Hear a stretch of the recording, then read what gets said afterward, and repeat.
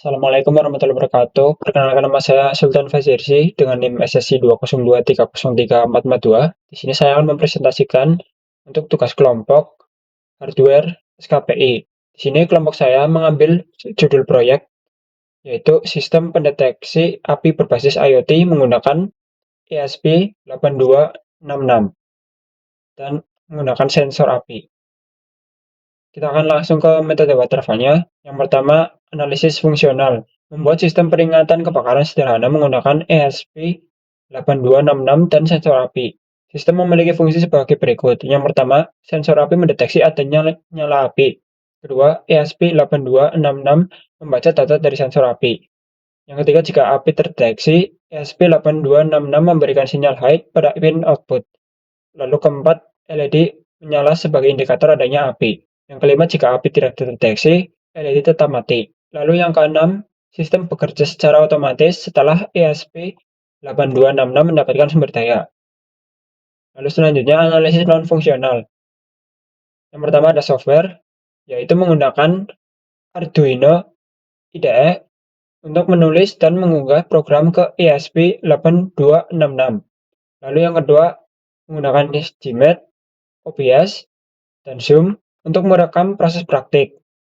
Yang ketiga, Microsoft Office Word digunakan untuk menyusun laporan. Yang keempat, yaitu sistem operasi yang digunakan Windows, Mac OS, Linux, atau Chrome OS.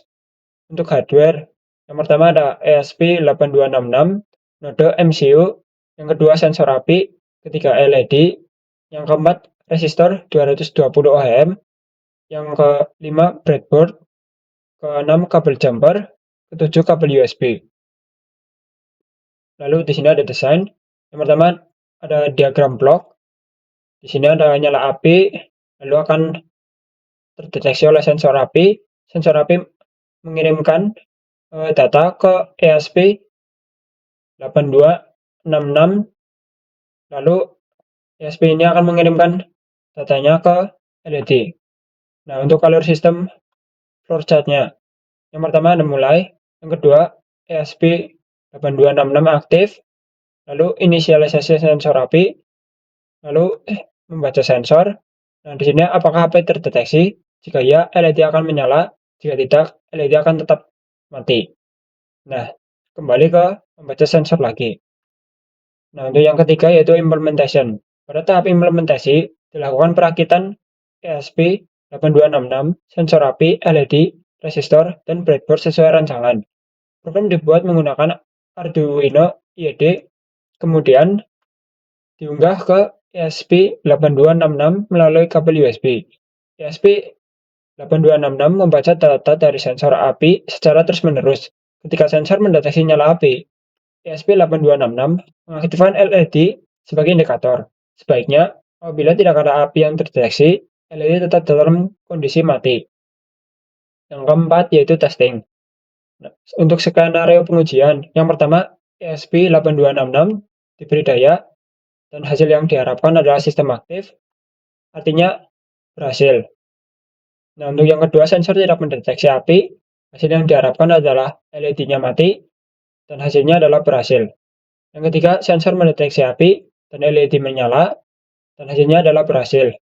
Yang keempat, dijauhkan dari sensor, api dijauhkan. Yang keempat, api dijauhkan dari sensor.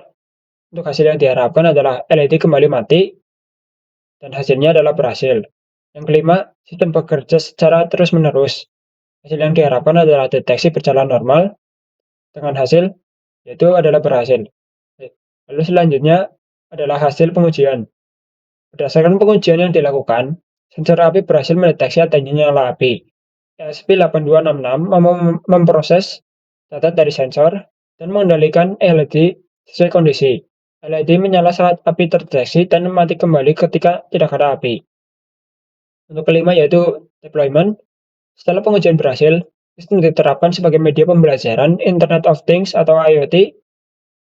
Lalu sistem dapat digunakan sebagai simulasi sederhana peringatan kebakaran dengan memanfaatkan sensor api dan ESP8266. Meskipun output hanya berupa LED, sistem telah menunjukkan proses deteksi api dan pengendalian output secara otomatis. Nah, yang keenam adalah maintenance. Pemeliharaan sistem dilakukan dengan cara memastikan sensor api dalam kondisi bersih agar pembacaan tetap akurat, lalu memeriksa koneksi kabel antar sensor ESP8266 dan LED. Lalu yang ketiga, mengganti LED atau sensor jika mengalami kerusakan. Yang keempat, memperbarui program apabila akan ditambahkan fitur seperti buzzer atau notifikasi melalui WiFi. Sekian presentasi dari saya. Terima kasih. Wassalamualaikum warahmatullahi wabarakatuh.